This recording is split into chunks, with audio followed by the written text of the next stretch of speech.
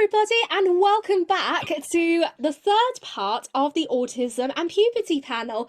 But thank goodness we got more people in the third panel as well, because we've got these lovely lot with us. Give a big wave, everyone. Hi there. Hi. Hello, everybody. Cheery crowd, I love it. So this is going to be the final part of the series, though I am going to be doing something that I'm going to probably say later in the video, but we are going to introduce ourselves actually, because I know that if anyone has seen the panel videos before, then everyone knows, but what isn't there before is all of these lovely people. So I think we should actually start to introduce ourselves and go one by one. So, who should we pick first? Oh, me! I introduced myself already. People think, yep, says she's boring. Never. I think you should go first, Jack. Absolutely, yeah. Oh no, I'm always the one saying ladies first. I'm always ladies first. With lovely ladies on the panel. I'm happy to do such a gentleman. Yes. Okay, Victoria, we'll go with you. Okay, all right. So, hi. My name is Victoria. I run Actually Ask Bling on social media. I'm a PhD student and content creator, and yeah, that is pretty much it. Hello, I'm Berrie, and I'm a content creator. I mostly do true crime. I'm also part-time artist and writer, and all-around wacky weirdo. Hello, I'm Jack. I'm part of Insta on @2dads-can-do-it. I'm a father, husband, and I was diagnosed with autism in 1990. So I'm over 30 years of a joyous autistic living. So that's me. Oh, I mean, you're not the only one there, Jack, really, because I know that it was quite early in the time, really, wasn't it, with with your autism diagnosis as well, wasn't Yes, it was. I think because I was originally diagnosed with Asperger's syndrome, which obviously has been sort of changed in terms of diagnosis of recently. But I think it was 1982 from memory. I think when it was first registered in the UK, and then I was born in 87 and I got diagnosed in 1990. So it was still a fairly new condition that doctors sort of got to chew on at the time. So there's quite a lot of interest in me as a young nipper, but obviously, thankfully, as time has gone on, there's a lot more info out there and a lot more research. And enough about me. We have excellent other people who I'm sure want to introduce themselves as well. Hi everyone, I'm Connell. I'm basically a mental health advocate. I run Time Out with Connell and Co. So that's a podcast based around mental health. I'm also an avid sportsman, avid gym goer. I do music as well. And sorry to self-promote on here, but my new album recently come out. So if you guys do want to take a listen to that would be wonderful. So yeah, I'm not gonna drab on for too long because there's other amazing people on here that will introduce themselves as well. My name's Rohit. I'm an autistic content creator, YouTube, TikTok, Instagram. I go by the name neurodivergent_dimension. And yeah, I'm a film and TV student wanting to make it big, hopefully. Hi, I'm Jean Whittington. I am the founder and principal of Mind Your Autistic Brain. I host the Mind Your Autistic Brain talk show for late identified neurodivergent, neurodistinct humans. I am a restoration specialist and coach for burnout, shutdowns, and meltdown. Oh, nice. I love the intro. That's a really cool intro. High five. I was winging it. Oh, yeah, that's winning it. And last but not least, Mason. Hi everyone. I'm Mason. My page is called Autistic Advocate for Crohn's. I'll say I'm a content creator as well, just making content for autism and Crohn's too. And I have a podcast called Crohn's and Autism Awareness Advocate, where I speak to quite a lot of people all the time. Yeah, so that's me. we've got such a lovely group of people today, and it's so wonderful to see each and every one of you. And I know that some of you have been on my YouTube channel before, and I think Jack and Rohit, this is your first time on the channel as well. But of It course, is. Oh, that's awesome. Oh, lovely. but as well as on YouTube, you can find the panel as well on Spotify. So if you want to head over to the Social Wave Project podcast as well as my YouTube channel, then I will leave links in each description. And I think without further ado, we should probably get started, really. And for those who haven't really been on the panel here before, basically a panel is like a group of people just having a chit chat about saying what they think based on each statement. And the statement is just like an open conversation. It's not really a question. Well, apart from one at the end, because I thought, why not? But yeah, generally it is there before. But if you haven't seen the other two yet, I would recommend watching the other two parts first. But when you're done, or if you've seen before, come back here and come and talk to us, because we are amazing. Oh, so I think we're going to probably kick off with the first one. And I know that some of you are going to probably say a lot about this one just because of like experiences, especially for those who weren't diagnosed until late. But the first statement is, from an autistic adolescent perspective, I felt that my puberty experience was worse. I think being undiagnosed, especially, it was harder because there were so many different things going on, like sensory things, social things, mood swings, and not knowing that they were much more intense because I was autistic just made it a lot harder. So it was definitely heightened. I can understand that completely because it's the changes as well, and I think we talked about that when we did our the autism and menstruation podcast. Says that the changes, we're not given prior warning that, and these changes happen at your body's natural clock. There's no countdown to it or anything. And when you start to physically fill out and you shoot up, things don't fit you anymore, things feel different, and you can actually feel your hormones changing how you think and perceive. And you've got this duality going on of your conscious mind saying, hang on, I used to see it like this, but somehow I'm not anymore. And it's this fighting of forces going on.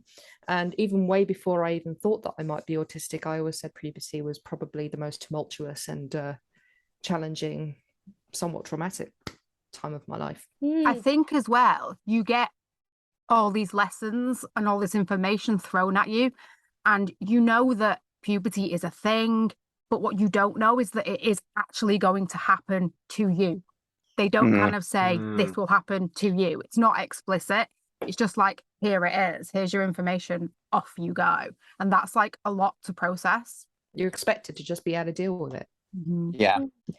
I mean, it's like, it's always harder, really. And it's, I don't know, in different cases with boys and girls, really, it's just you have no control over it, really. So in, like, say with like menstruation and puberty, you're the puppet and it's the puppeteer, if that makes sense. Yeah, Absolutely.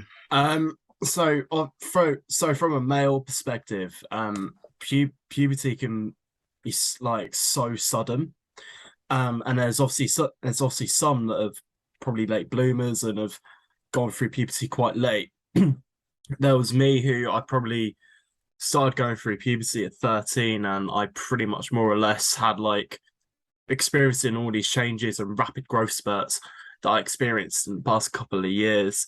In those past couple of years, from 13 to 16, which had probably an effect on my emotions, how I perceive things, how I think, and probably my behavior as well, because I had so many of these changes all happening to me at once. My voice was getting deeper, and it can be a lot, particularly for an autistic male, to deal with as well. And especially if you're undiagnosed, it can be hard to maybe get support from teachers or whoever in school. For me, it started around the end of 5th grade, which was between 11 and 12. It was very difficult because I was earlier than all of the other girls in my class. So I was already taller than everyone else. I'm 5'10", and even then I was pretty tall. And just experiencing those changes before everybody else did made me stand out even more. I mean, I was already sort of the weird girl that was like super smart and never did anything else like anybody else. And I was always very formal. And, we had changed. My sister and I had changed schools that year as well, from an all girls private school to a co-ed private school. So that was even probably more difficult because everybody wanted to know, well, why do you cross your legs? Why do you sit up straight? All of these things that were comfortable for me in my neurodistinct body were different from them. And so I was already standing out. And then I started to go through puberty earlier, about a year early. And of course, that made me stick out even worse. And I just remember feeling so other, like more than the normal other feeling. And it was scary because my body was changing and I didn't see anyone else's. So there was nothing to sort of normalize that experience for me.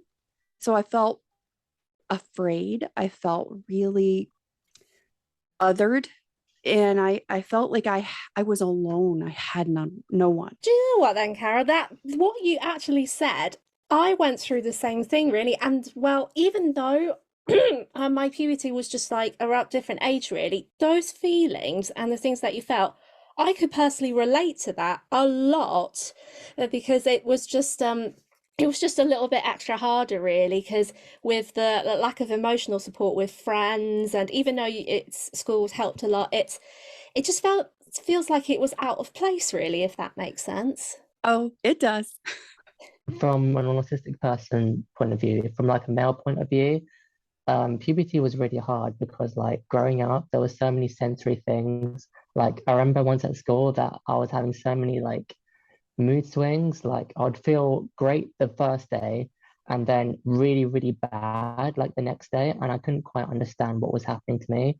And like with acne as well, like everything that was happening to my body, it was just such a blur. And I wish like at school I had like an instruction manual so that I could actually understand what puberty was, because that's the thing with school. They don't give you like an instruction manual. It's always just like, this will happen to you, that will happen to you, this will happen to you, but no one actually explains what's going to happen next.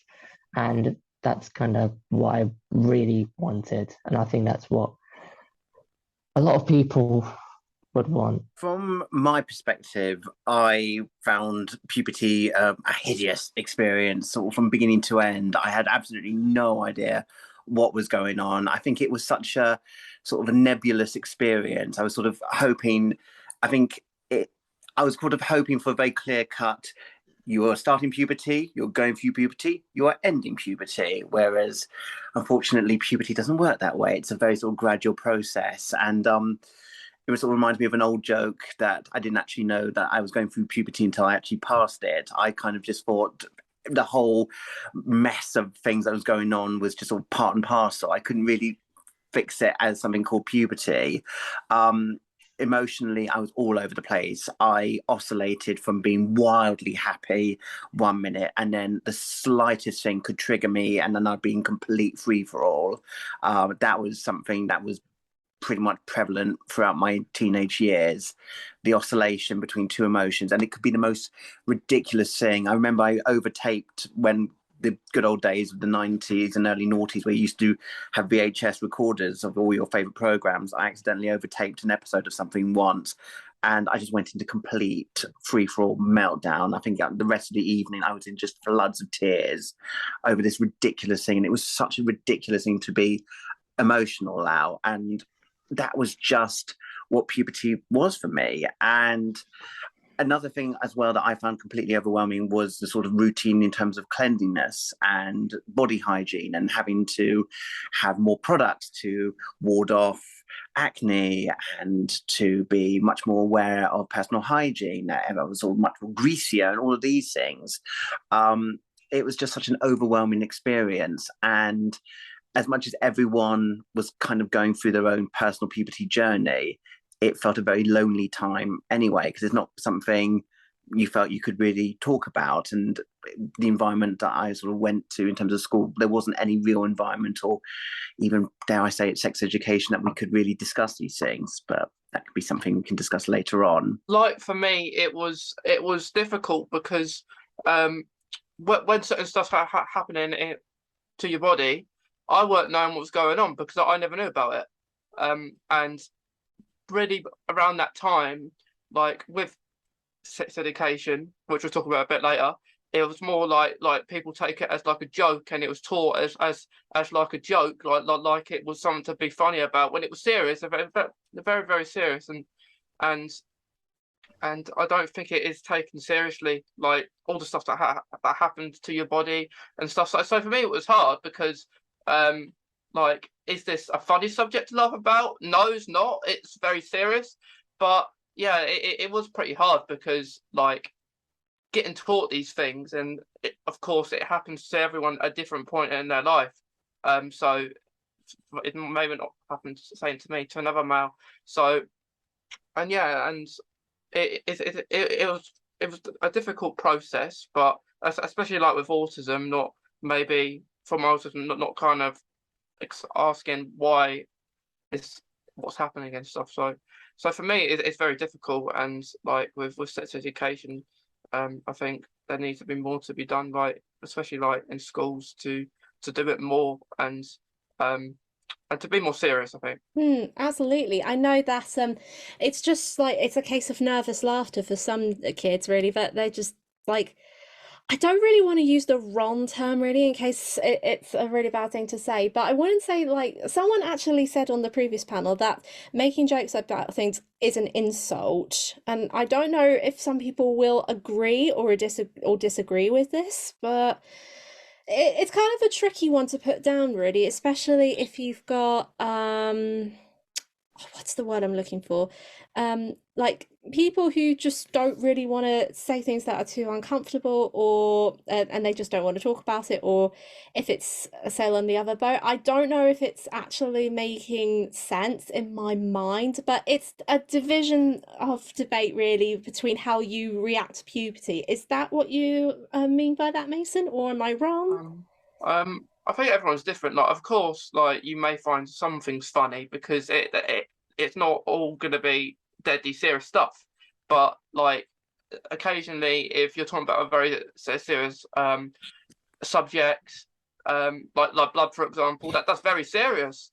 And if people are laughing about it, and then you're seeing other people around the room laughing about it, you're going to think to yourself, when you don't understand it properly yourself, is this something to laugh about? So I think that kind of confuses it maybe for children, like growing up, especially because they'll do that growing up, and it does. There's a lot of confusion, like for that, and if it would be helpful, like for that, maybe I don't know. It's a difficult one. When you teach it, it's a lot of colloquialisms and silly stories and jokes. And how are you supposed to learn when everyone around you is laughing? I think there's that other layer too. And I think, Vicky and I have talked about this before. There's the trauma layer that we have to talk about, because as neurodistinct people, we have, for most of our lives, especially those of us who are late identified and have gone through decades of not knowing we were neurodifferent, there are these micro increments of trauma that has built up through our daily life. And it becomes sort of like this lasagna that keeps layering itself one on top of another until it's just all sliding off. And one of the things in puberty in particular is, number one, it can be exceptionally traumatic on so many levels. And, when other people and other like adults and, kids, or maybe even people ahead of you on the journey, are laughing about things that are really hard, difficult, or traumatic for you. I mean, just, sort of like, Is it Jack or Wes? Because it says Jack. Jack. So It's Jack. Jack. No, Okay, no, sorry. worries at all, Carol So G. Jack had brought it up, and I think Rohit had it well, acne. I mean, it's just like then you've got like this internalized shame because you're like, oh gosh, my skin looks bad, and then you don't want to leave the house. You don't want to be around other people, and the people that have really bad acne get teased, and I had really bad acne. And there's just all of these things that build up. And all of those external responses, be it laughs or teasing or the dismissiveness of it's not that bad. What are you getting so upset about? Where for us and our perception and our experience is like, this is serious. This is a really big deal. Like it has just, my sensory profile is like spiking all over the place. This is not working for me. The changes, the emotional dysregulation, it can make you feel like you're nuts, like you're losing your mind because, hey, you taped over something and then you just completely lose it. Or somebody says something to you and normally it probably wouldn't bother you, but, if that stress has been building up over time, and especially in puberty where hormones are really affecting your emotional regulation and all of the things that maybe normally you might have a little more agency over, and you respond or you blow up or you have a shutdown or a meltdown. And then it's just like everybody's looking at you and you're internalizing all this shame and guilt and all this stuff. And it's like, man, I just need somebody to get me and not laugh at me or make fun of me or minimize what I'm experiencing. I felt out of place, especially at school. And I think Berrie should go first because she has a little kitten. Yes. So yeah, I'm not gonna speak through the kitten. She's just helping keeping her calm. So is that I think one of the biggest things is that I was thinking about this when you were talking, Carol, is when I'm not sure how it works in America, but in the UK, when we go to school, we start primary school at 4, leave at 11, and then we start secondary school at 11 and leave at 6. Well, when I was at school, it was 16. It's now 18. Ow! Don't bite. And she's still biting me. And is that when you make that transition from primary to secondary school, that's when a lot of people are starting to go through puberty. And it's like the dam is building up, like the analogy of the dam building up with the hormones, and then it floods. And a bit like what you were saying, Jack, about the recording over something. It's like all of your emotions you've invested in it, and it's suddenly it's been destroyed, and everybody else is going through it, and you don't realize everyone else is going through it, and you don't know what struggles they're going through, and you don't realize because neurotypical people mask as well. And is that you're expected to just get on with it. And I think it was hard for me as well because my secondary school, nobody from my primary school went to my secondary school. I didn't know anybody, and I went specifically for a fresh start because of the bullying and everything. And it's very alienating, especially because that's when my body was changing. And even my mum just said to me, I'll just wash a little bit more, you'll be fine. No, it's not fine. And you feel that you have to look a certain way to please other people, but it's masquerading as you feeling good about yourself, but what you're actually doing is pleasing other people. So say, for example, like I started to grow hair on my legs, and I didn't before. And the other girls were going, shave your legs and everything. So I was very conscious of that. And I'll tell you something, the other day I went out in cycling shorts with unshaven legs, and I thought, you know what, if they don't like it, they can look the other way. And I really wish I'd said that at school. Yeah, good attitude there, Berrie. Good attitude. This is funny though, because when I went to school, Berrie, I was the only one that went to my secondary school, transitioned to secondary school from primary school as well. And that it is true actually, because you do feel like it's a weird time where you feel alienated in like certain ways really, and it can be extra harder if everyone or anyone has moved like to different schools within like a certain 5-year period probably in secondary school. That might be extra hard for them as well, if that makes sense. Yeah, definitely, because it's also secondary school is so different to primary school. Is that in primary school it was one classroom, one teacher. Secondary school is you've got to take all your belongings with you. You've got to go to different classrooms for different lessons and for different teachers. it's such a transition, and your body's changing at the same time. And that's what I think you were referring to maybe with the trauma, Carol, is it's such a barrage and you're just expected to accept it. And people don't believe, like, I think quite a lot of people when I was younger that young people have mental health issues, and that you're just being silly, being dramatic, just get on with it. And the very thing is that kids don't have the wherewithal and equipment to be able to get on with it. They need help. It's not a case of they haven't got all the equipment necessary, and they can't be expected to know everything, because they don't. And whether they're autistic or not. There's some really beautiful information there. One of the things that I know here in the United States and also in Canada, your educational curriculum shifts about the same time we start puberty. And we go from, sort of like you just mentioned, we go from this one-on-one, more structured, individual-based learning model to what's called a social learning model. And one of the problems and one of the biggest factors that really create a lot of emotional trauma and a lot of just hurt, no matter your neurotype, is that when you're going through puberty, you're now in a social learning model where, hey, you got to buddy up with somebody in order to do this project. And then you're reliant on other people. They're creating this social learning model.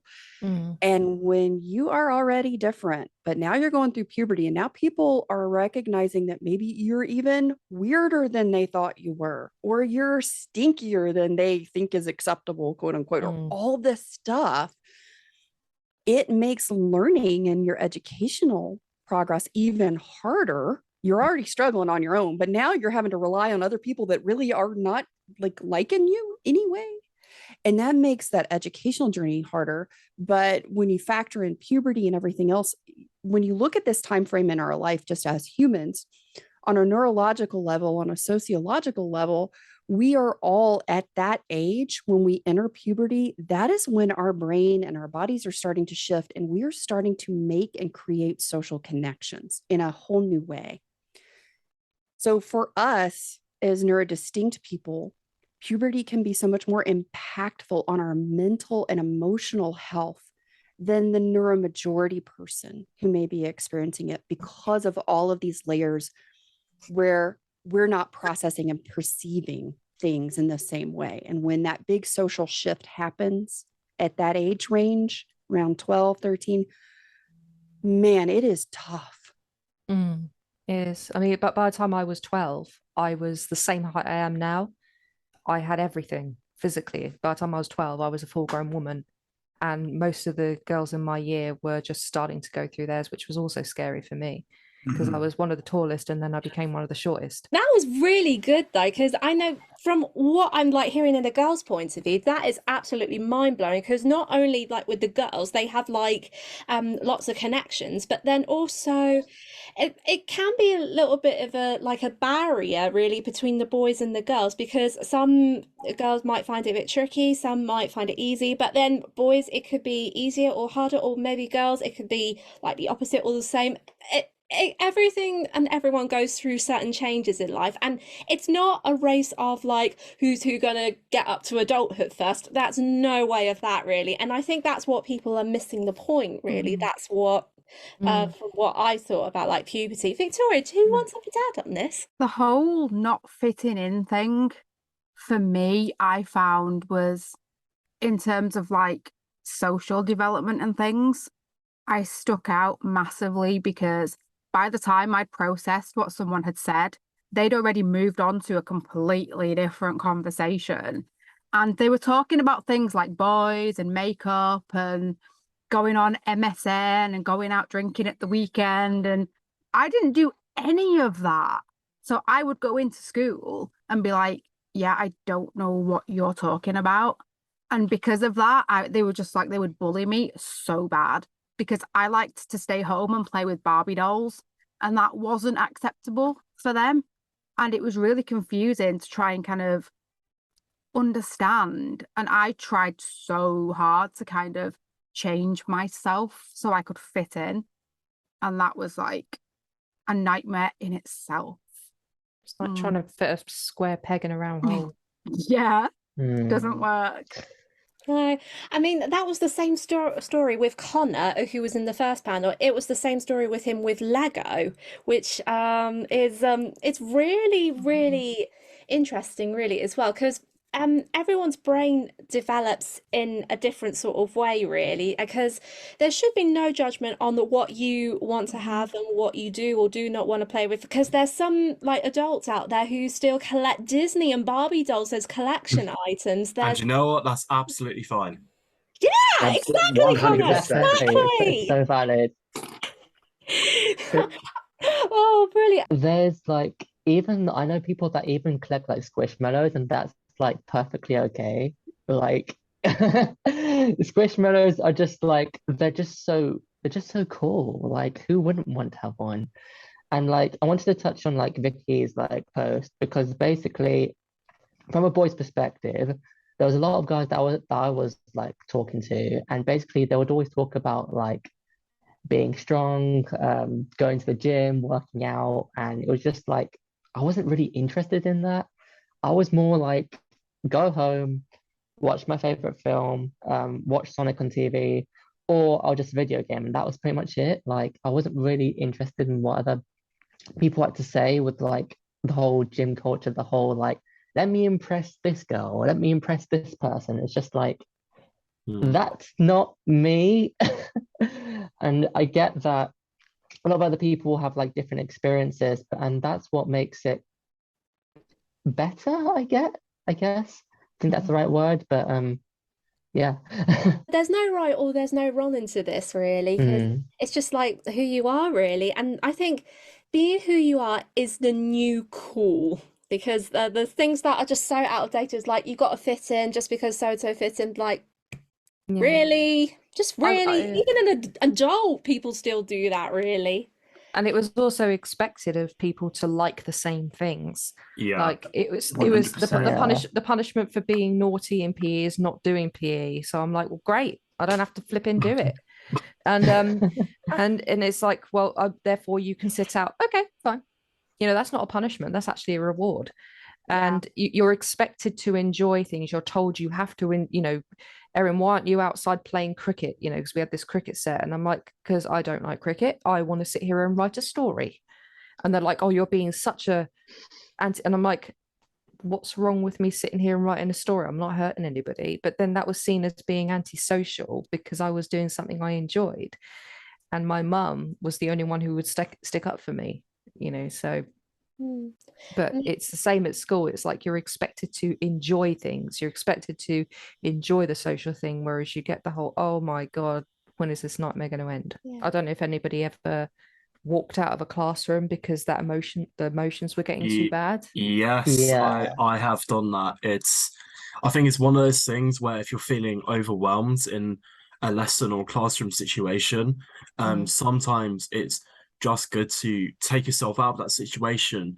But some teachers perceive that as you not engaging within the lesson and not actually doing the work that they set you up to do. But sometimes, like, there could be a lot of personal stuff going on, such as stuff going on at home. There's, you know, people bullying you or people, I just saw in the chat being disrespectful, and I think to go back to the whole fitting in, I think particularly for lads, and I suppose Rohit, sorry if I botch your name, but I think there is a little bit of culture with teenage lads, and particularly lads in general, because sometimes it's like, if you don't feel like you're getting strong instantly, it can often make you feel quite down, because those other lads are like laughing at, I don't know, how skinny you are or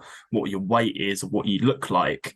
And that can have a really big effect on your mental health and your participation into sports or even exercise. And if anything, we should be encouraging individuals to be unapologetically them. Joe, one thing that you reminded me of then is one of the great, I think the best depictions of especially male puberty sounds really weird, but the Harry Potter films, because they grow up. And if you look at the actor who played Neville Longbottom, the change between, I think it was the second and the third film was like, is this the same person? Yeah. And and it's the whole thing about, you know, I'm not sure, I can't speak from a male perspective, obviously, that the voice breaking and everything like that, that must be so weird that even when you know, you sound different, and then you think nobody's going to recognize me on the phone. I remember the first time I spoke to my cousin after his voice dropped, I'm like, what's happened? Where's that squeaky voice? And then I'm like, I can't get used to this. I can't get used to this. I you know, you don't sound the same. You're not the same. And it's just everybody around you changes. Like your friends change as well. And then because their preferences change, I don't know whether anybody lost friends because people's interests changed, and you're no longer into that childhood stuff, or the peer pressure was too much. I don't know. You're assuming I had friends. Yes. The only one thing I was sort of going to add was from a queer perspective, because going through puberty was when I sort of came to terms with my sexuality as a gay man. So I knew I was gay from quite a young age, but I refused to acknowledge it, accept it. I thought, I'm autistic. I don't want to have any more burden on my shoulders. Autistic's bad enough without throwing being gay onto it as well. When I hit puberty, I felt everyone, as it's been very eloquently said before, everyone's sort of going through their own sort of puberty journey, and we're all like our own little planets oscillating in our own sort of solar systems. Me, I felt I was in a completely different universe, because the one thing boys especially we all tried to have a connection was our sort of growing interest in girls and other things, and I didn't come out until much later. I was very closeted because I didn't want to be any more different than I already was in my own mind. So I was very much of that, trying to create a narrative to other people or presenting as straight. So I don't think I convinced anybody, but I would say, yes, that page-3 girl looks hot, and basically trying to ingratiate myself amongst my peers that way. And especially in a time growing up where the internet was at a very early nascent stage, there was not the community that there was now. So the sense of loneliness that can happen with puberty was amplified even more, coming to terms with one's own sexuality. I'm gay as well, so went through the same thing. We speak the same language. I have a feeling this one could be onto a jumping point. Well, not jumping point. This one is an attachment ready, and I've used this so many times for like all the panels. But I know that everyone loves this question, so I thought I might include that. Well, not question, statement. Beg your pardon. This next one is: I felt that more could have been done to give me the support that I needed. So this is say, for example, I feel like that if I did do something years ago and it didn't really help me, or if school should have done something to me a few years ago and that didn't happen, but I wish it did, what would you say to that? Was there anything that you wanted to change, or for your school to change to help you not just help you, but past you, if that makes sense? I think school should have told me that making friends was hard. I don't think that my school should have sugarcoated sex education. I think it should have been just straight to the point.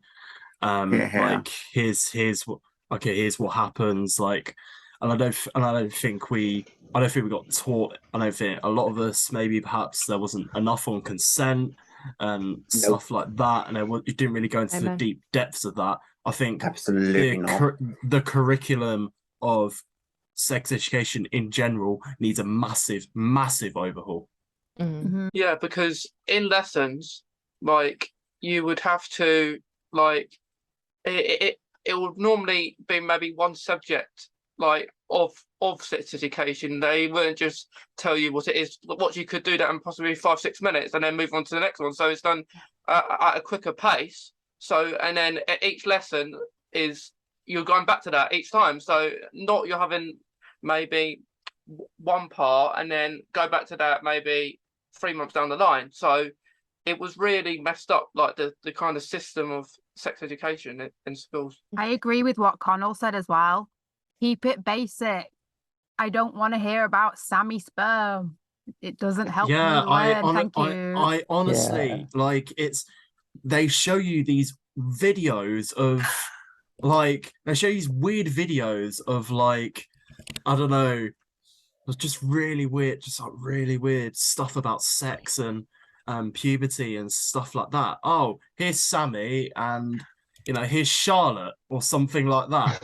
Yeah, It's so cringy. This one's a male, this one's a female, and they're both going through puberty and all that. And I'm just like, how am I going to learn from this? Yeah, just keep it basic. Don't like overcomplicate it, because otherwise, what are people going to actually learn about? It's just going to be like, what am I watching here? Yeah, like it's almost like you're getting treated as like babies. Like watching those kind of videos, like, and if they're like for an autistic school, maybe for example, who have quite a lot of training in autism, that kind of maybe takes a mick a little bit about that. Oh yeah. Like with having autism too, like they kind of think like our brain and maybe process is slower than other people, but that's not. It's like everyone's different, but like if they think that, and then like you watch like you're saying, like Sam and Charlotte or something, and you watch it and you're thinking, like that makes it more complicated. Yeah, I actually used to laugh at those kind of videos, not because I was being immature and messing about in class with my mates. You can't help it. I just laughed at just the embarrassing, the absurdity and the stupidity of it all. I went home and asked my mum. I said, "Mum, are all sperm called Sammy?" And she just laughed at me.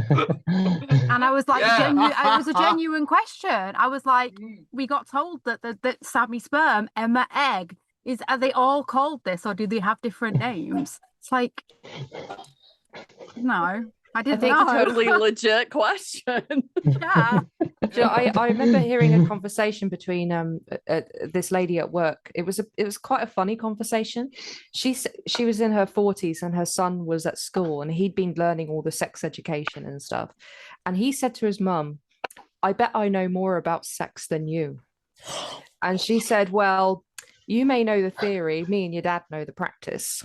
And I'm like, that sounds funny now, but at the same time, when you're a kid, you learn the theory.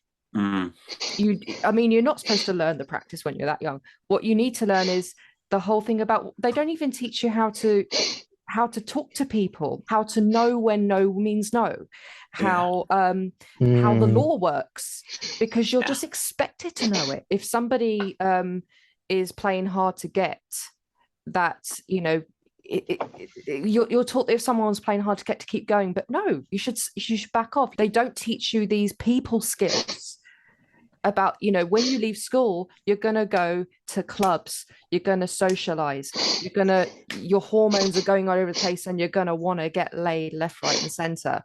You need to learn this stuff to protect yourself and to ensure that you don't get in trouble yourself, because there could be social rules you don't understand. And normalize masturbation, please. Absolutely. Girls do it too. Yeah. Hands down, best ever. Nice. Yeah, I'll share it There's with you guys. actually a village, because I love this so much. There is a village in India that has recently been established for all autistic people. A friend of mine sent me an article to it. I haven't had a chance to read it yet, but guys, I think we totally need to get in on that. Need to go. You gotta go. I don't All right, travel well, but holidays to India. Let's do this. Oh, yeah. Oh, wow. Ooh, right. Damn, We're going to our probably home jump on country's to the doing next well. statement because I know that we're going to probably go into the future side of things, especially centering around like with Jack and also with Bubs as well.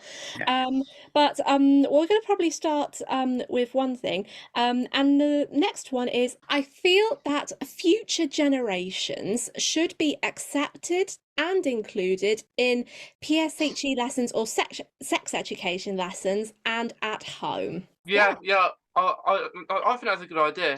At school, when the teacher would say you got sex education in the afternoon or something, and whatever will go, they have a big groan saying, "Oh, I don't want to do that." And then I think it's like I think it's important for the future now because like if it was all okay, we wouldn't be here now talking about this. So like lots would be done, and I think home as well. Like not everyone is comfortable about going in to do it. So I think it's good that when you can do it at home, that's another option. If you don't learn it at school or at home, you're gonna find it somewhere on the internet. So Jack, this is the one. Oh no, that's not the one for you. Sorry, Jack. No worries. This is for. No, actually, we'll make a start with your one, Jack, because I know that you are a father yourself to I am. Bubs. So, Yep. in your like own opinion, if you didn't have Bubs, and I know Bubs is really lovely, and I don't really want to exclude him, but No, of course. I mean, but if you didn't have Bubs before, or if you still have him, but if you want to support him through his teenager years, what Yes. would you teach with him about puberty, or have a chat about puberty? And I know it said in the statement, I would teach children about puberty from an earlier age and give them extra support before they learn about puberty in school. So, Yeah. yeah. Definitely. I think the problem, from my perspective, I would want to teach my son as much as I could, obviously within an age reason. Certainly, from a special needs perspective, I do not know if my son has special needs. He's only 2 at the moment, but I think there is a tendency to infantilize children with special needs. I think it's something we've discussed very well on this video already.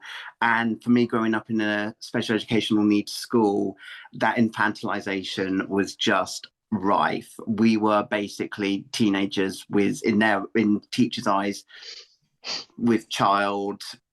We were basically children in teenage bodies, and we were treated like that until the point where we suddenly developed feelings for other people, and suddenly we became very adult then, and that was an issue that they had to deal with.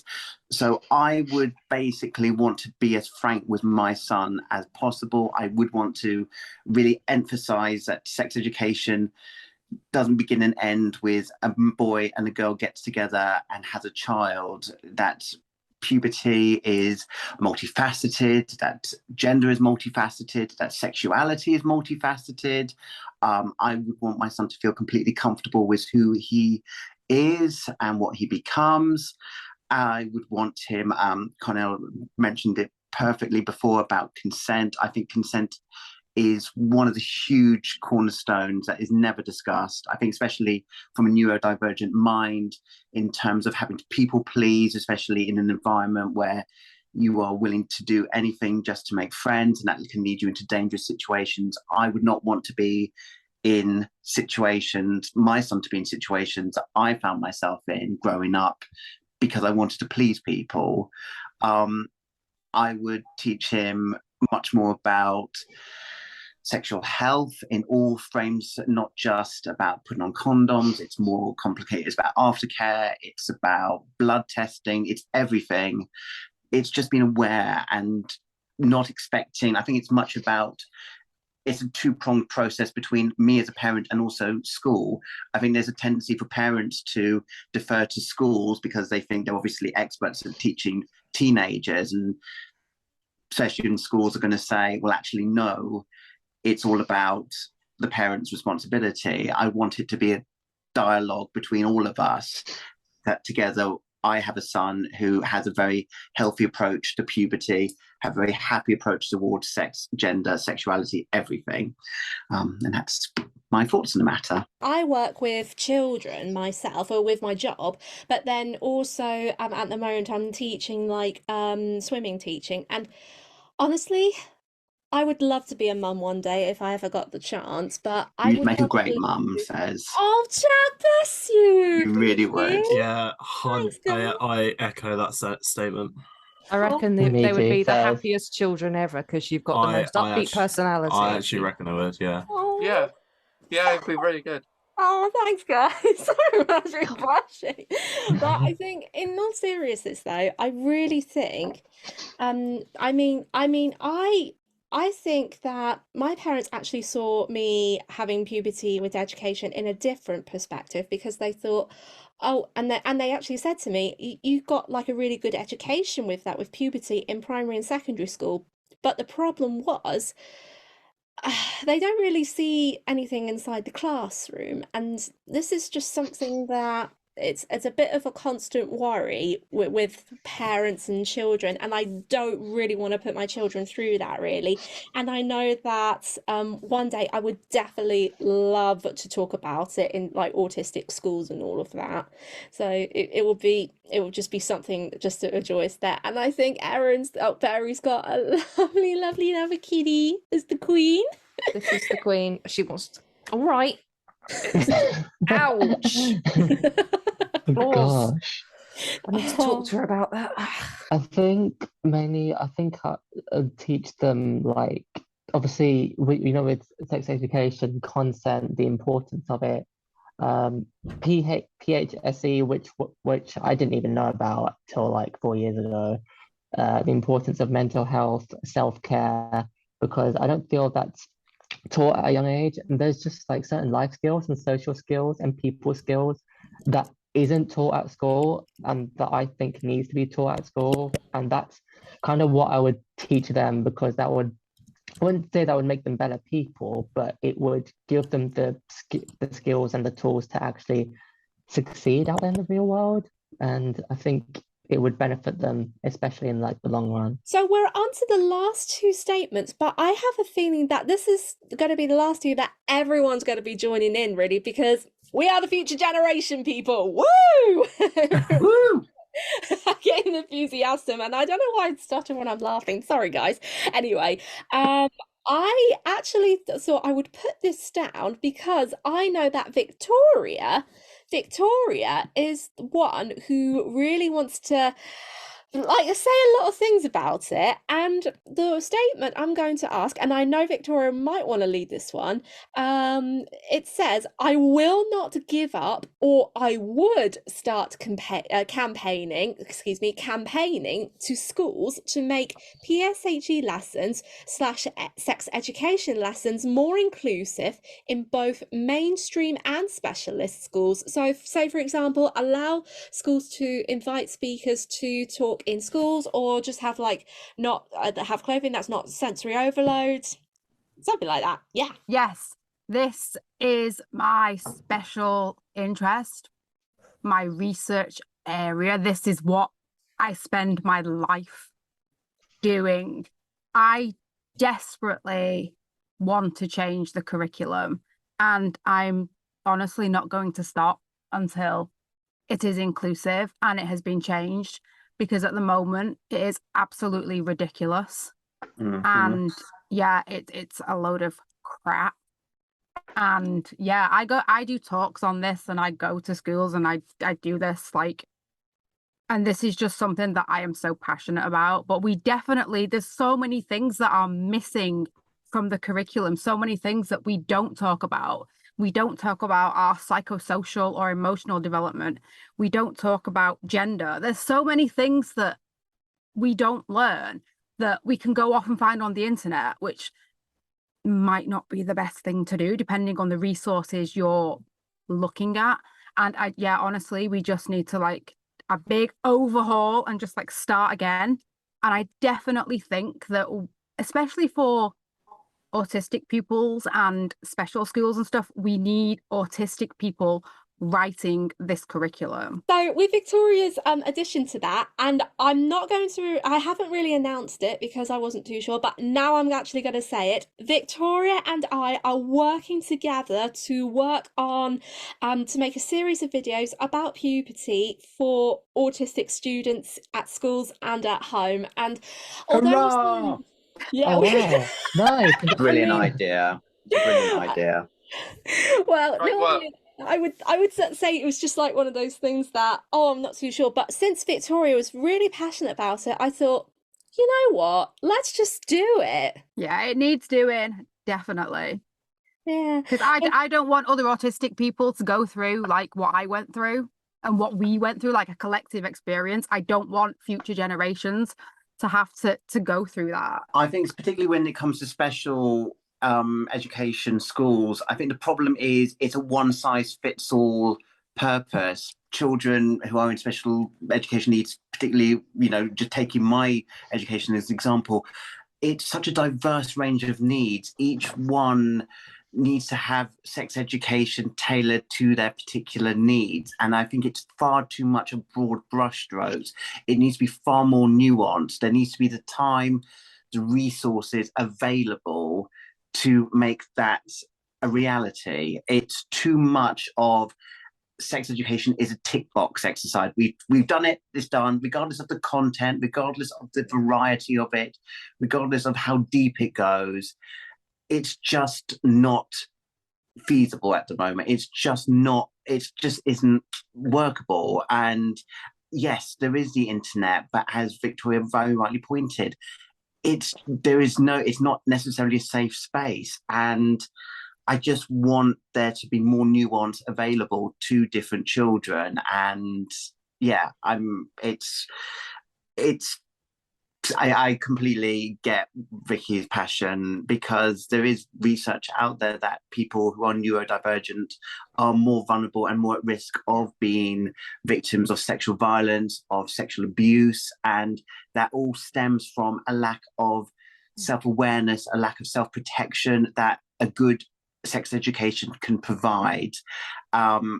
And yeah, it's got to be done early. It's got to be done now. Tomorrow is too late. And I think what you and you said and you, Vicky, are doing in terms of providing autistic videos is bang on the money, because I think it has to be community supporting other members of the community to make it work. I think if every community of every disability could contribute their own voices to their own experiences, that is the way of going forward. Because God knows, if we leave it to neurotypical peoples in authority to provide information, we're just not going to get anywhere. Especially on like the internet, because on the internet, like especially on social media, you get a lot of like really ill-informed opinions on like sex education, consent, mental health, physical health, well-being, what it's like to be autistic in a school, going through puberty, so many changes happening all at once. There needs to be like a whole reform of the education system, because also it's not like tailored to certain people. Like I remember being at school and not like I liked drama, but wasn't really interested into it, but I liked music, and music wasn't really like an option there.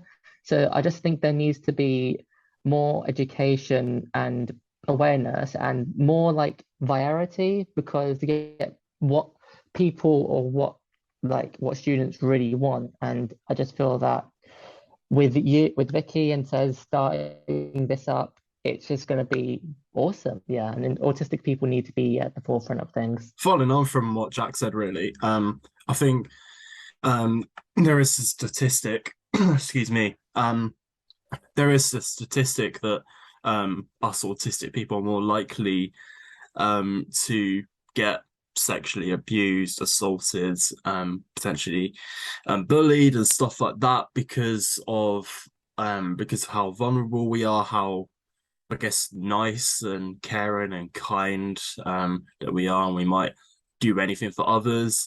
So naturally, crappy people will take advantage of that because of our nice, caring nature.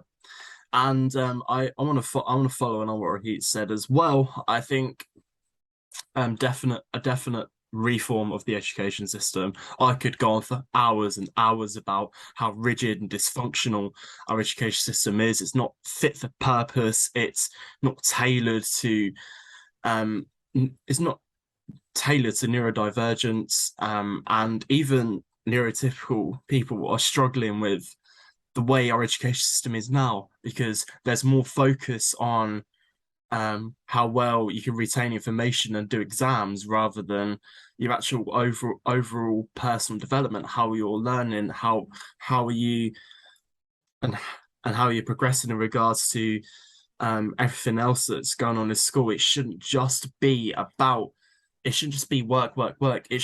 There's other things that's got to come into that as well. And it's going to sound like a really shock statement, but scrap GCSE, scrap A levels. Connell, I really love your attitude. That's amazing.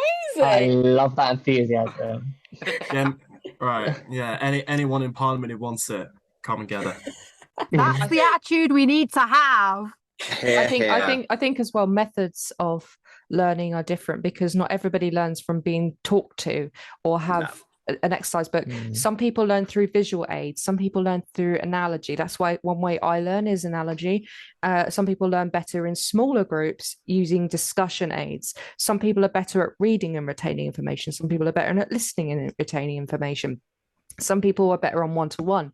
So I think a lot more assessment has to be made, particularly amongst autistic people, is how is best for them to learn. It's not about you must learn this. If you want someone to maximize their learning potential, they need to learn the way that they learn. And if they learn better through visual, if they learn better through theoretical, then have those different options in place for them. I know it's going to be difficult, but if we want people to thrive in the world, it can't be saying you have to learn X, Y, Z using this route, because the routes are different to get to the destination. I agree with that completely, that we do need to look at like learning styles and things, but it's all well and good saying that. But if you're a teacher in a mainstream primary school, you've got like 30 kids, you're not going to be able to do that. No, and that's something that needs to change as well. It's really difficult to just like tailor it for one person when you've got a class full. Do you agree with maybe mixing ages up as well? Like instead of just having classes of ages, is have everybody and doing different things together, and sort of having smaller classes and different ages for different things. I don't know. Yeah, I definitely agree with you there, Berrie, because when I studied Chicken Shed, because those who don't know, Chicken Shed is an inclusive theatre company where I studied, and what they do for each for their learning techniques, especially since they are working with loads of youth groups and children's theatre, and they all work together during very big shows like at Christmas and at Easter, but there are certain projects that they do take on tour, and from what I have participated in, there's different age and varieties that all work and come together to learn about various topics, and they perform those like sequences, whether it's dancing or acting, on the topics, that very recent topics. And I can remember one doing where I had to like do a dance sequence about life in a sweatshop, which I thought it was really powerful. But I found out in this way it works really, because everyone gets to learn about something, and they know what issues that come about and what things that are happening in the world. So you don't rely on the news, but you don't rely things at all. And I think that's a perfect way just to learn. So I definitely agree with you there, Berrie. I really do. I think it's a good idea about mixing ages. I think that's like a good way to do it.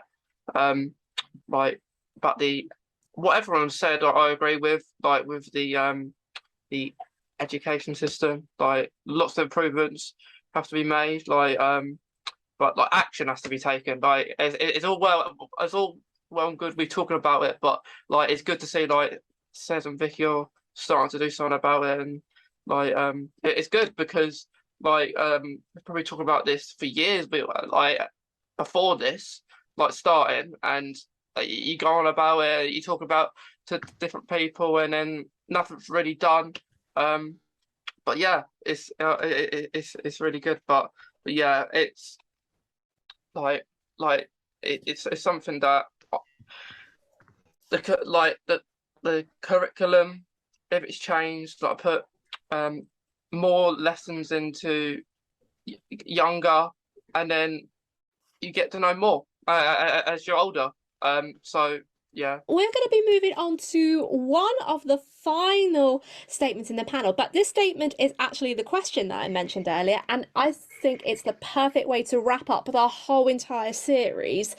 And this is like something for all of us, really, just to actually tell everyone who is watching this, because there are some parents who will be watching this, there will be teachers, there will be individuals who have absolutely no idea, even though they've listened to so many experiences, they just don't know what to do on like the front line, or where to go to help, or just get support and advice from anywhere outside YouTube.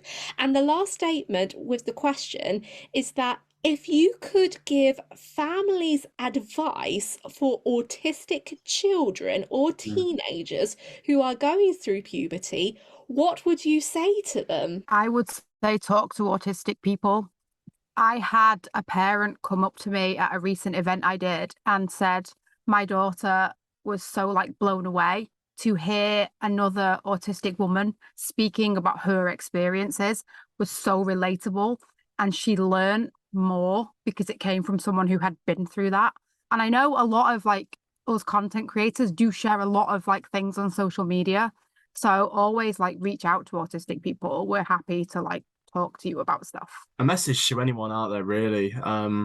You know, don't be afraid to go to us autistic individuals about questions you may have, because I remember doing a speech at there's a multi-schools council event. It was in Whittam, and I remember speaking about my mental health experiences and stuff like that, and experiences within education. And I think a parent of a fellow ambassador like came up to me, and I think what really like kind of struck me, because I'm not really good at taking compliments, I'm kind of get a little bit embarrassed. It was like I envision my son being like you one day, and I was like, and it struck a chord with me, because it did make me feel good. But I think the most important thing for parents of autistic children and autistic teenagers who are about to start puberty, don't be afraid to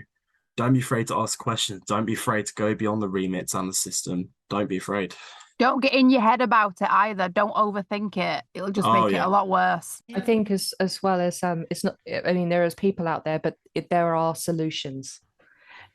So with puberty, with hygiene, there are ways around that. It's not just a case of, I'll just have another wash.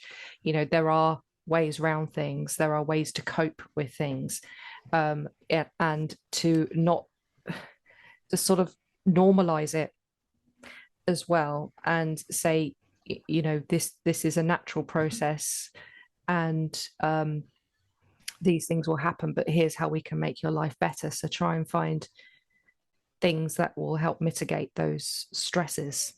Yeah, that's the only other thing I would think. Like I didn't know about puberty until like my hair started to feel funny, and my mum said it's because it's getting greasy, and I didn't know anything about how that would affect my hair.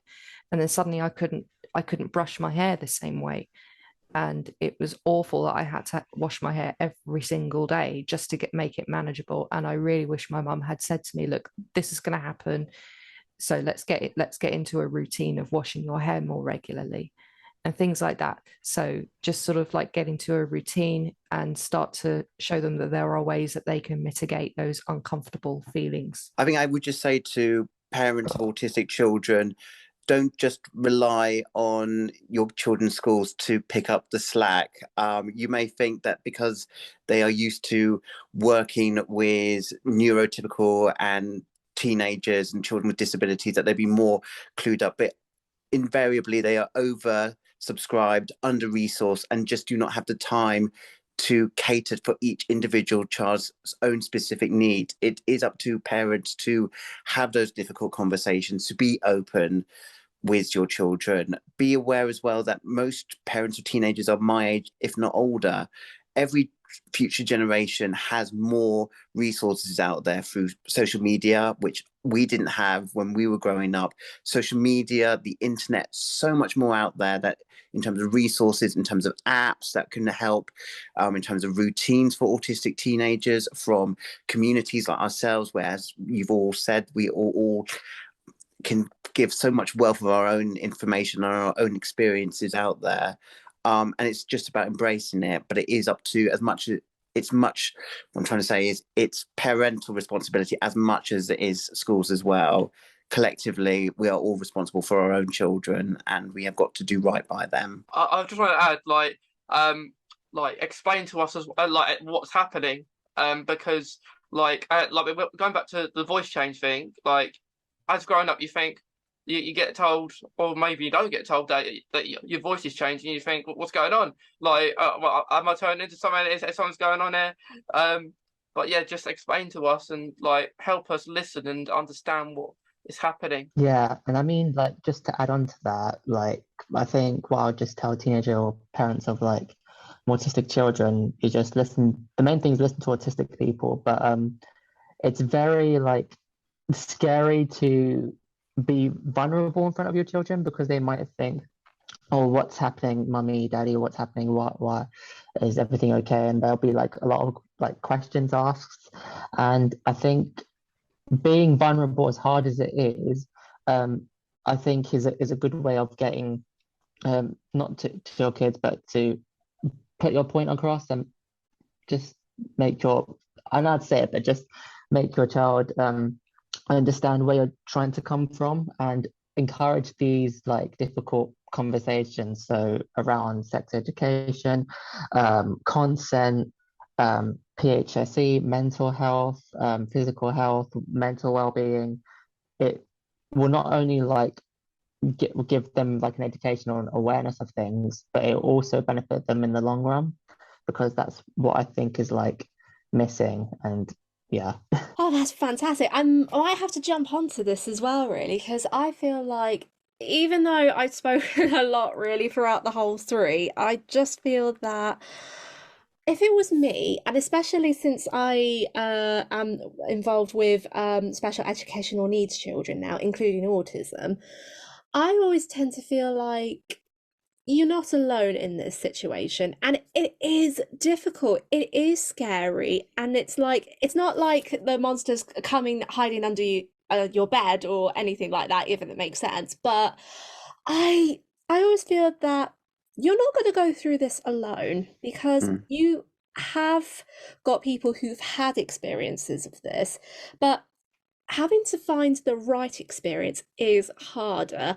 And I think what me and Victoria are planning to do as well, hopefully we would get like the right information out there for so many others. But in the meantime, parents, carers, don't be afraid to actually be open, especially on social media, if it's something that really expands your interest, because a lot of parents and carers think, oh, you're going to get bullied for it, you're going to actually get a bit of hate for it. I'm like, no, that's not the case, because it needs to be out there and people need to be educated about something that serious. So I would say, don't be afraid to open up your feelings, your experiences.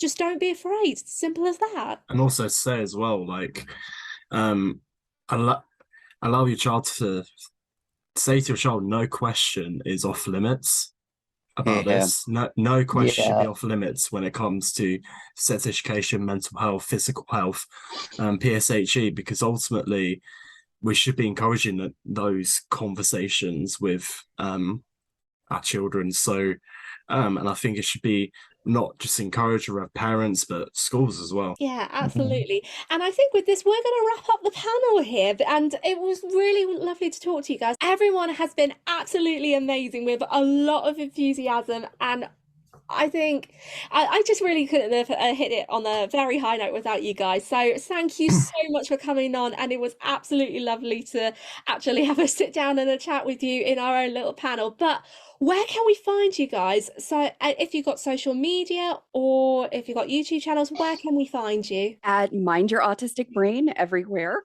It is also mindyourautisticbrain.com. The talk show is Mind Your Autistic Brain Talk Show on YouTube, and it's all on major podcast platforms, so you can find me there. There's also resources.mindyourautisticbrain.com, which has all of the blogs, the articles, all of our Shine a Light campaigns on advocates, and Vicky is on there, so go check it out. Any of you guys, please pop over on Instagram, introduce yourself to me if we have not met yet. I would love to talk to you. I would love to get to know you, and I'd love to shine a light on you and what you do in the world. Okay, so you can find me on like YouTube, TikTok, Instagram. Those are like the main YouTube handles and social media handles I'm talking about. And yeah. I am on Facebook, TikTok, mainly Instagram. I am actually Aspling. Woo! I'm a Berrie on pretty much everything apart from my true crime channel, Berrie True Crime, which I'm trying to push right now a little bit more. But yeah. I am on Instagram. My handle is @2, as in number 2, Dads Can Do It, which focuses on all things autism, adoption, marriage, life, everything in general. You can find me in my room. In the TARDIS. Yeah, I just had to say that. But you can find me in the TARDIS. Just call my number and I'll be there. But you can actually find me on everywhere. Like on Facebook, My Journey with Crohn's Disease and Autism, Instagram, Autistic Advocate for Crohn's. That's the same on YouTube as well. And yeah, I'll be in the TARDIS if you need me. Oh, we definitely will be in the TARDIS. Or better yet, Autistica. I think that's how you pronounced it, Berrie, because I know Berrie has like created like a really, really wonderful place for us. So we can find ourselves in Autistica. Yes, I just need to sort of win the lottery and buy an island. But yeah, it Sure, will if be one of us can, it will pay off. Absolutely. be self-sustaining, everything. Be so good. Yeah, I will definitely have to do like one place or the other. But until then, that's been absolutely amazing. Thank you so much to everyone who came on and to talk about experiences as well. Thanks, Sez. This was great. Oh, but I will be back to do future panel videos because we definitely need to talk more about this as well. And I will keep you updated, and Victoria will keep you updated on like bits as well. And yeah, until then, we'll see you very soon. Take care, everybody. Bye. Bye. Bye. Thank you, Sez. Bye. Bye. Thank you so